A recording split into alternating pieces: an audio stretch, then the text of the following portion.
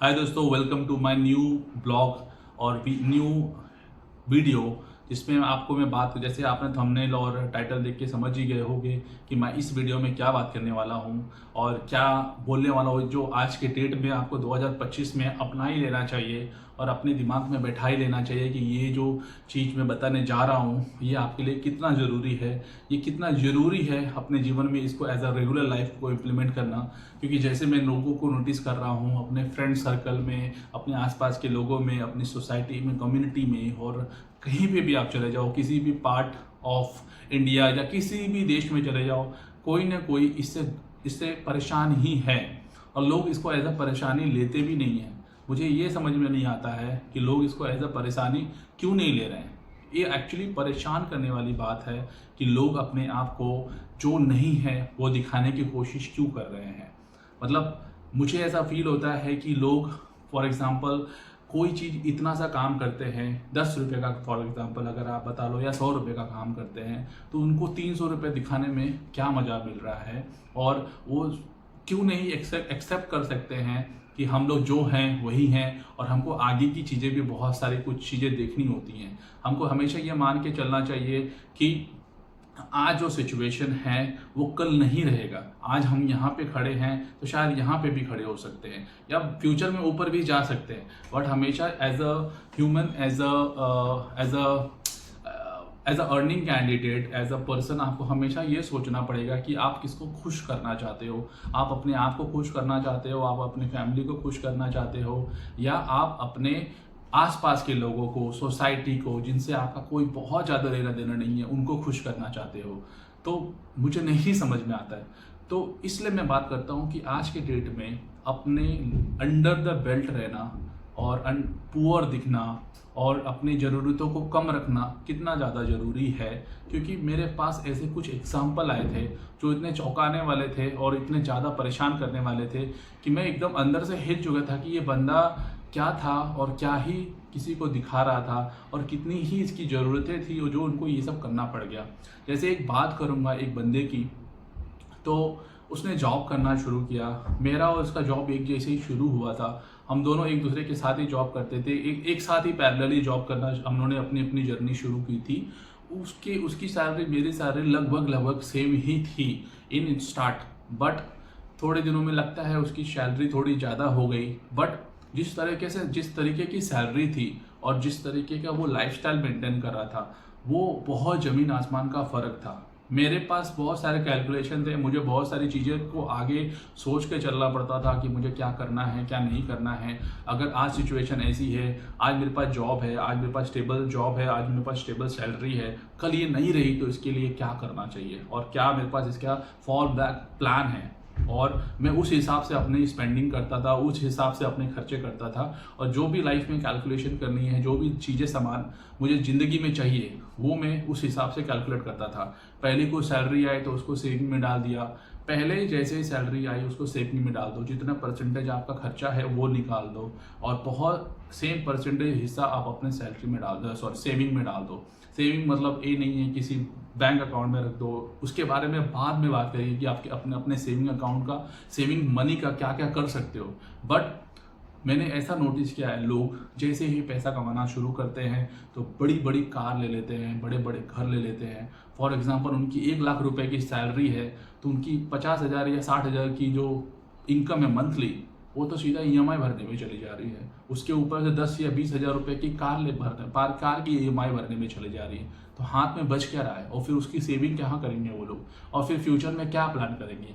और ऐसा सिचुएशन में आपका अगर जॉब पे कोई रिस्क आ जाता है तो आपके पास ये 70,000 रुपये जिसकी EMI कटनी है, वो बैंक वाला आपको ये नहीं बोलेगा कि ओके आपकी जॉब चले गई है, आप EMI मत दो, आपका कुछ इश्यूज आ गया, आपके कुछ फाइनेंशियल इशू आ गया, आपके घर में कुछ पर्सनल इश्यूज आ रहा है, तो आप ये काम करो, EMI मत दो हमको, हम आपके बहुत अच्छे दोस्त हैं, आपको हम लोग ने लोन इसलिए दिया था ताकि आज हम आपसे आपका लोन माफ़ कर सके।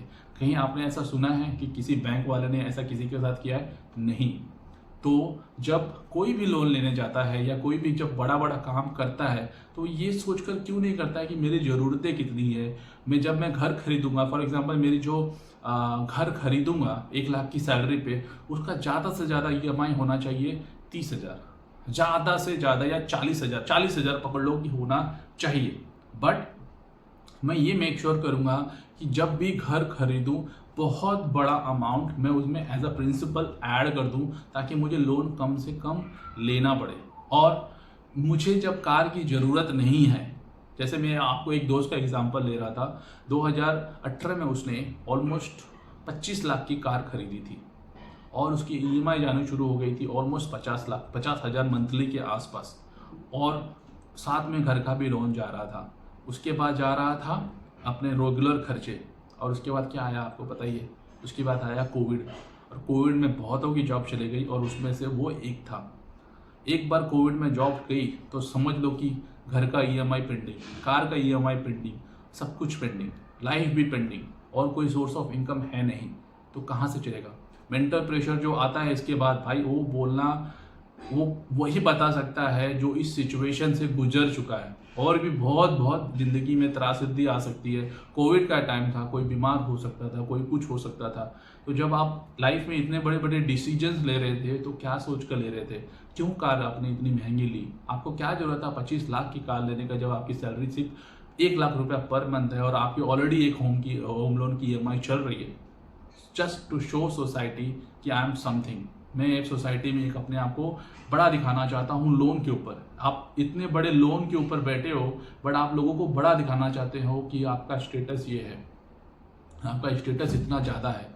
क्या मिल गया उसके बाद, जब आपको ये सब कार बेचनी पड़ी, जब आपको वो जो घर भी बेचना पड़ा जिसकी आप EMI टाइम पे नहीं पे कर पा रहे थे, और आपको अब वो पोजीशन हासिल करने के लिए आप 10 साल पीछे हो चुके हो।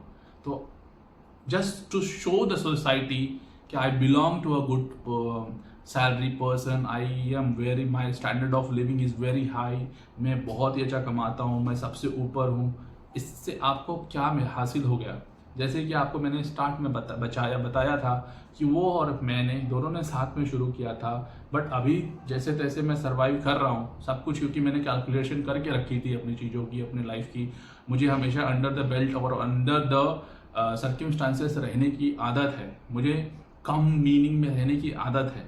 जो मेरा एक्टिवा पे काम चल रहा है, जो मेरे टू व्हीलर पे काम चल रहा है, जहाँ पे मुझे ट्रैफिक नहीं मिल रही है, मैं जो जिस चीज़ को मैं 1 घंटे में सफ़र करूँगा अपने कार के साथ, उसको मैं 15-20 मिनट में करके आ जाऊँगा, तो क्या दिक्कत है।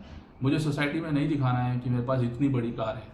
अगर मुझे कभी ना कभी कार लेने की, मेरे पास कार है, ऐसा नहीं है कि मेरे पास कार नहीं है, बट वही कार है कि जो मतलब किसी को बहुत बड़ा नहीं लगेगा। आप देखोगे तो वैगनार, मेरे पास वैगनार है, ठीक है, और वो भी मेरी फैमिली कार है, सब लोग उसको यूज़ करते हैं, मैं बहुत ही रेयर केस में यूज़ करता हूँ उसको। तो इसका मतलब ये नहीं कि मैं छोटा हो गया और मेरी सोसाइटी में इज्जत कम हो गई। तो जो करंट जनरेशन में ये जो सोसाइटी को दिखाने का जो चल रहा है ना, गलत नहीं है। आपको दिखाना है दिखाओ, बट लोन के पैसे पर नहीं। आप खुद से कमाओ, आपके प्रिंसिपल जमा करो, उसको बड़ा करो, उसको ग्रो करो। आप ऐसे पोजीशन पे आ जाओ कि यहाँ से अब मैं नीचे नहीं देख सकता, अब मैं इससे नीचे नहीं जा सकता, अब मेरा जॉब इतना, अब मेरे पास इतना ज़्यादा पैसा हो चुका है कि अब मैं इसको एज अ स्टेबल लाइफ और इस लाइफ को मैं मेंटेन कर सकता हूँ। तो बहुत सही है। नहीं तो ये सिचुएशन आ सकता है। मैं ये नहीं बोल रहा हूँ कि सभी के लाइफ में आ जाता है, बट हमको दूसरे से सीख लेनी चाहिए कि हमको इसकी ज़रूरत है या नहीं है। तो बस आपको इस वीडियो में मुझे यही बताना था कि looking poor is not a bad thing, looking very very rich instead you know that you are sitting on a lakhs of rupees of a loan is a bad thing. सिर्फ कपड़ों से और अच्छी गाड़ी से आप अमीर नहीं बन जाओगे। आपका जो पीछे लोन है आपको दिन प्रतिदिन छोटा करता है, दिन प्रतिदिन आपको नीचे ढकेलते रहता है, और एक दिन वो आता है और आपको आप बहुत नीचे पाते हो अपने आप को। और याद रखो इस बात को कि सोसाइटी को दिखाने की कोई ज़रूरत नहीं है। ये सोसाइटी आज तक किसी की नहीं हुई और ना ही किसी की होने वाली है। तो अगर आपको इस चीज़ से कुछ भी सीखने को मिला होगा तो please follow me and please like and subscribe my channel. मिलता हूँ एक नए वीडियो में नए किसी इन्फॉर्मेशन के साथ। Thank you so much.